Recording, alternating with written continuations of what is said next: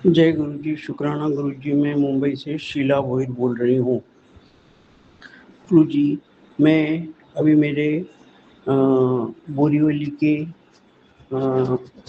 ये ठाकुर विलेज के कंपाउंड में रह रही हूँ, भाड़े पर, जो आपने बताया था वो। लेकिन गुरु जी, वो वास्तु में वो घर के अंदर बहुत तकलीफ है मुझे। अमावस्या और पूर्णिमा को कुछ बाहरी चीज़ें आके परेशान करती हैं इससे। अमावस्या के दिन भी हुआ था, मुझे साए दिखते थे, और कल भी मुझे भास हुआ, और उसके बाद में ऐसा कोई झपट गया, ऐसा लगा तो मैं छटपटा के उठी। गुरुजी, आप तो हैं, लेकिन ये फिर भी साए क्यों आते हैं? ये घर जो है एक मुसलमान का है, और उसने, मुझे नहीं लगता है कि घर में कुछ कराया हुआ है, क्योंकि क्या है, वो बहुत करोड़पति आदमी है।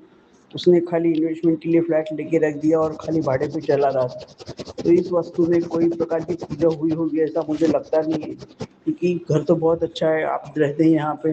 लेकिन कुछ विधि जो होती है, जैसे वास्तु शांति या गृह प्रवेश या होम हवन, ऐसा कुछ विधि होती है जिससे कि जो कुछ है घर में वास्तु, उसको शांत किया जाता है। अभी हो क्या रहा है मालूम है, वो लोग जो क्रिया करते हैं, या उससे तकलीफ हो रही है मुझे मालूम नहीं। अमावस्या के दिन में मेरी तबीयत बहुत खराब हो गई थी, मैं भी वो दिन भी अकेली थी, और कल रात को भी पूर्णिमा थी, जब मुझे कुछ कुछ पहले ऐसा कुछ नहीं लगा, बाद में मुझे थोड़ा थोड़ा साया जैसा लगने लगा। और उसके बाद में मैं आप मंत्र जाप करते करते सो गई, फिर बाद में कोई कोई चीज़ मुझे जोर से झपटी, मैं डर के उठ गई और फिर बाद में बैठ गई। तो गुरुजी, इसका अर्थ ये है कि ये वास्तु शांत नहीं है, वास्तु में तकलीफ है। तो अभी क्या करना चाहिए गुरुजी? क्या करना चाहिए? इसके लिए मैंने आपको ये पूछा है, क्योंकि मैं ये वास्तु लेने की कोशिश कर रही हूँ, अगर आपने मदद किया तो। क्योंकि मुझे उसमें ऐसा लगता है कि मैं यहाँ पर अच्छी तरह से रह सकती हूँ, और कैसे भी करके अपने को, अगर आपने मुझे सपोर्ट किया और आपने मेरे को पैसे का इंतजाम करके दिया, तो हम सब अच्छी तरह से कर लेंगे। आप भी, हाँ, 24 घंटे मेरे साथ रहिए। हाँ, और दूसरी बात यह है कि मैं यहाँ अकेली रहती हूँ करके, मैंने कल हमारे यहाँ पर एक नीचे एजेंट है, स्टेट एजेंट है, उससे बात की कि क्या करना चाहिए। तो उसने मुझे बोला कि आप पेइंग गेस्ट रख लीजिए, कोई भी लड़की या कोई भी उसको रख लीजिए, और उसको बाहर रहने दीजिए, उसको 10,000 रुपये भाड़ा देगी, और आपके पास रहेगी, आपके साथ रहेगी। साथ बोले तो मेरे घर के अंदर बाहर के रूम में रहेगी। तो इसके लिए आपका क्या सुझाव है? और गुरुजी, मेरी तबीयत क्या है, मुझे आपने बताया कि फैटी लीवर का, तो फैटी लीवर के लिए क्या मेडिसिन लो वो मुझे बताइए। और मेरे हाथों पैरों में जो जॉइंट में जो तकलीफ है, वो पूरी तरह से निकल नहीं रहा है, वो बाहरी तकलीफ है, तो उसका उतारा बितारा करना पड़ेगा क्या? और अगर शुगर की तकलीफ है, तो फिर क्या मेडिसिन लूँ मैं? अभी एक जो हमारे यहाँ पे कल मेरे को विनय सिंह ने बताया, एक इधर एलो होम्योपैथिक का डॉक्टर है, वो बोला मैं आपका ट्रीटमेंट करूँगा, आप सब दवाइयाँ लेके आइए। तो मैं चाहती हूँ कि उसकी दवाइयाँ लेके शुरुआत करूँ। और एक और मेरा विचार हो रहा है कि अगर ये सब अच्छी तरह से हो जाएगा और मैं अच्छी तरह से रहने लगेगी, तो मैं इस घर को किसी के साथ जॉइंट होके खरीदने की कोशिश करूँगी, क्योंकि मुझे जगह बहुत पसंद है, हर तरह से सुविधाजनक है। सिर्फ इतना ही है कि बच्चों के स्कूल की तकलीफ है, वो बच्चे के स्कूल है तो इंटरनेशनल स्कूल है, और जो लोग काम पर वगैरह जाते हैं उनके लिए थोड़ा तकलीफ है, क्योंकि यहाँ पर से स्टेशन बहुत दूर है। बाकी तो ये कोई बात की तकलीफ नहीं दिखती है मुझे। तो मुझे अब ये बताइए कि कैसे ये घर में जो तकलीफ है, जो दोष, वास्तु दोष है, या जो बाहरी कुछ है, या वो लोग भेजे उसकी वजह से तकलीफ, किस चीज़ से मुझे तकलीफ हो रही है? पिछले 1 डेढ़ महीने से मुझे कुछ नहीं हो रहा था, ये गए अमावस से चालू हुआ। गए अमावस को मुझे बहुत तकलीफ हो गई, रात भर में हैरान हो गई, उल्टियाँ उल्टियाँ परेशान हो गई थी। बाद में आपने मुझे वो चीज़ से छुड़ाया। ऐसे कल भी हुआ, मैं 12-1 बजे के बाद में तक मैंने सत्संग सुना आपका, और उसके बाद में फिर मुझे थोड़ा ऐसा ये लगने लगा, साया दिखने लगा, तो मैं डर के मारे सो गई। मैंने आपका जो ये था, गले में जो था वो लॉकेट पहना हुआ था, और उसके बाद में सो गई। उसके बाद कोई चीज़ मेरे पे जोर पे झपटी, और मैं डर के उठ गई। तो मुझे गुरुजी आपसे पूछना है कि मुझे क्या करना चाहिए, बताइए। क्योंकि क्या है कि मैं ये जो तकलीफ है, कहीं भी जाऊँगी तो ये होगी, क्योंकि क्या मेरे घर वाले चुप बैठने वाले नहीं हैं, वो मुझ पे करनी करते ही जाने वाले, क्योंकि उनको क्या है, फुकट में खाने को मिल रहा था इतने साल, मैं सबका खर्चा उठा रही थी। तो अभी सोने के अंडा देने वाली मुर्गी चली गई, बोले तो लोग उसको चुपचाप थोड़ी बैठेंगे, उसको हैरान करते ही रहेंगे, ऐसा है। और उसमें सब है, बेटा बेटी बहू, ये ननद वगैरह, आसपास सभी लोग मेरे को तकलीफ दे रहे हैं। इसलिए आपने मुझे वहाँ से हटाया मेरी बहन की मदद से, ये इसके लिए आपका बहुत बहुत शुक्राना। अब मुझे एक सलाह दीजिए कि मुझे क्या करना चाहिए।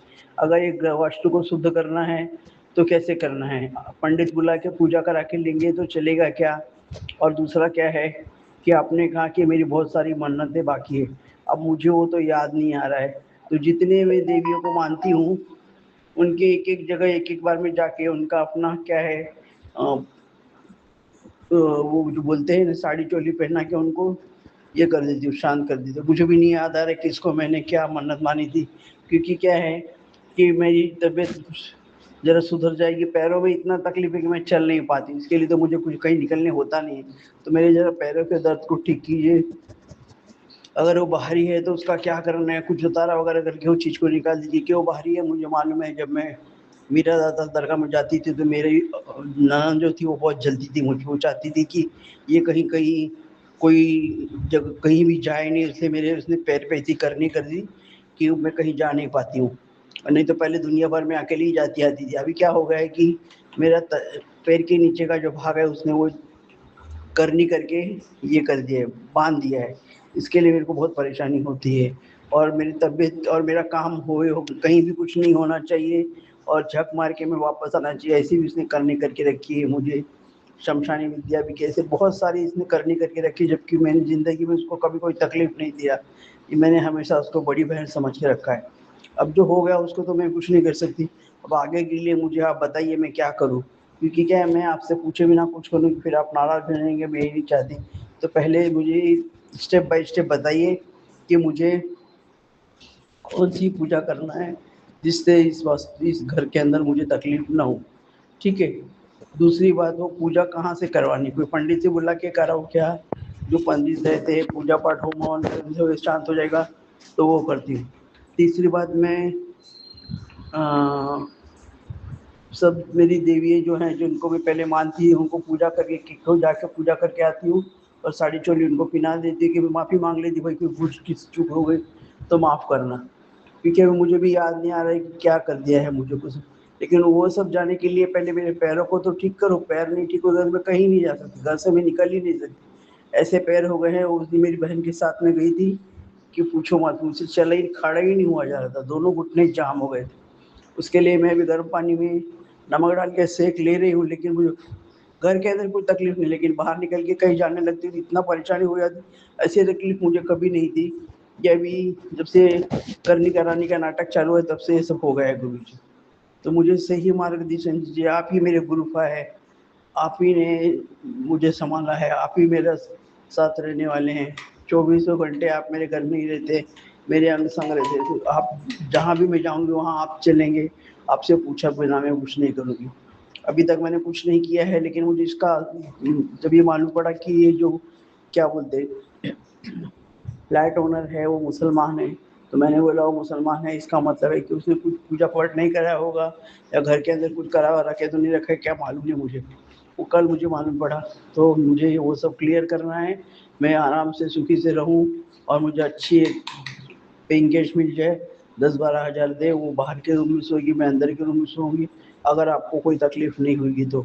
और उसके बाद में जब एकदम मैं साल के अंदर भर के अंदर ठीक हो जाऊंगी, तो मैं क्या है, इसको खरीदने का या कहीं जाके सेटल होने का विचार करूंगी।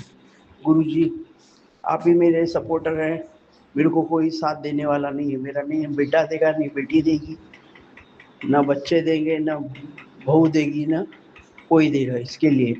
और जब मुझे ये कुछ करना होगा तो मैं आपसे पूछ के करूँगी, क्योंकि क्या है, आप जो भी बताएंगे वही, पहले मैंने अपने मन से बहुत कुछ किया है और उसकी वजह से उल्टा का सुलटा होता है। तो मुझे डर लगता है कि मुझे कैसे कैसे करना है, आप मुझे क्लियर करके बताइए तो मैं उसके हिसाब से शुरुआत करूँ। क्योंकि क्या है, अभी मेरे पास फंड्स का बहुत प्रॉब्लम है। मेरे सब काम रुक गए हैं, मेरा पैसे का आने एकदम बंद हो गया, खाली पेंशन आती है और कोई भी काम होता ही नहीं। वो भी लॉकर की चाबी लॉक हो गई है उधर, तो उसकी परेशानी हो गई है।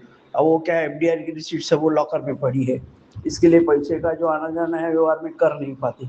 और मुझे उस वो घर में जाके अपना चाबी से दरवाज़ा खोल के कबाड़ खोल के कुछ निकालने को भी डर लगता है। इसके लिए मैंने आपसे कहा था कि मैं चाबी बेटे को देती हूँ, आप मुझे बताइए उसमें से क्या क्या निकालना है, क्योंकि वो निकाल के तो फेंक देगा, उसके साथ में वो उसकी ज़रूरत की जो चीज़ें होगी पैसा वगैरह वो भी निकाल लेगा। इसके लिए गुरुजी आप अच्छी तरह से मुझे सब बताइए, समझा के बताइए, ताकि मैं उस तरह से काम कर सकूँ। जय गुरुजी, शुक्राना गुरुजी, अनंतम अनंतम शुक्रामा शुक्राना। जय मेरे गुरुपा, हमेशा मेरे अंग संग रहना, हमेशा मेरी रक्षा करना। मैं आप ही के भरोसे बैठे हूँ गुरुपा, मेरा इस दुनिया में कोई नहीं है। जब तक आप मेरा देखेंगे तब तक मैं मेरे को सहारा मिलेगा। मैं किसी को तकलीफ नहीं देना चाहती। जय गुरु जी, जय गुरु। जय गुरु जी, शुक्राना गुरु जी की प्यारी प्यारी संगत को जय गुरु जी। मैं सबसे पहले गुरुपा से माफ़ी मांगूंगी, क्योंकि गुरुपा ने मुझे 10 दिन लगातार शुक्राना सत्संग करने की सेवा दी थी। लेकिन क्या करूं, संगत जी मेरे घर में मेहमान आ गए और मुझे 4-5 दिन से टाइम ही नहीं मिल रहा सत्संग शेयर करने का। इतना ज़्यादा बिज़ी हो गई, इतना ज़्यादा कि 2 मिनट भी टाइम नहीं निकाल पा रही थी। और तो और रात को 1:30-2 बजे तक सोया ही नहीं जाता था। इस वजह से सत्संग भी शेयर नहीं कर पा रही थी। पर लेकिन आज मुझे टाइम मिला तो मैंने सोचा कि सबसे पहले मैं शुक्राना सत्संग करूं, जो मेरे कितने दिन से पेंडिंग थे। संगत जी, सत्संग शुरू करने से पहले मैं गुरु जी का मंत्र जाप करूंगी। ओम नमः शिवाय, शिव जी सदा सहाय। ओम नमः शिवाय, गुरु जी सदा सहाय। जय गुरु जी। संगत जी, जैसे कि मैंने पिछले सत्संग में बताया था कि मेरे घर एक ब्लैक कलर की मेरी लॉबी में बटरफ्लाई आई। और अगले दिन संगत जी देखो, गुरुजी का मुझे मैसेज आता है, कुड़िए मैं तेरे घर आया, पूरी रात मैंने तेरे घर पहरा दिया। और सच में संगत जी, वो बटरफ्लाई पूरी रात मेरी लॉबी में रही और अगले दिन सुबह वो कहाँ गायब हो गई, मुझे मिली ही नहीं। मैंने बहुत ढूंढा, वो पता नहीं कहाँ चली गई।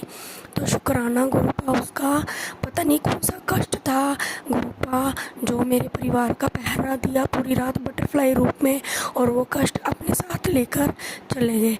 कोटि कोटि शुक्राना गुरुपा उसका। और संगत जी, गुरुपा का बार बार मुझे मैसेज भी आ रहा था, कुड़िए छोटा जिया ही सही पर अपने घर सत्संग ज़रूर करा, ज़रूर का। और देखो गुरुपान की महिमा, इतनी कृपा हुई कि समाधि महासमाधि दिवस वाले दिन गुरुपा ने मेरे घर सत्संग करवाया। मेरी सिस्टर इन लॉ दिल्ली से आई हैं, छोटी सिस्टर इन लॉ भी थी। हम सब ने मिलके गुरुपा का सत्संग किया। गुरुपा ने अपने लिए रेड कलर का चोला पसंद किया। और देखो संगत जी, कैसा कोइंसिडेंट था, मैं सोचती रही कौन से कलर का सूट पहनूं, और मैंने भी लास्ट में मेरा ऐसे ही रेड कलर के सूट पे हाथ चला गया और मैंने वही सूट पहना।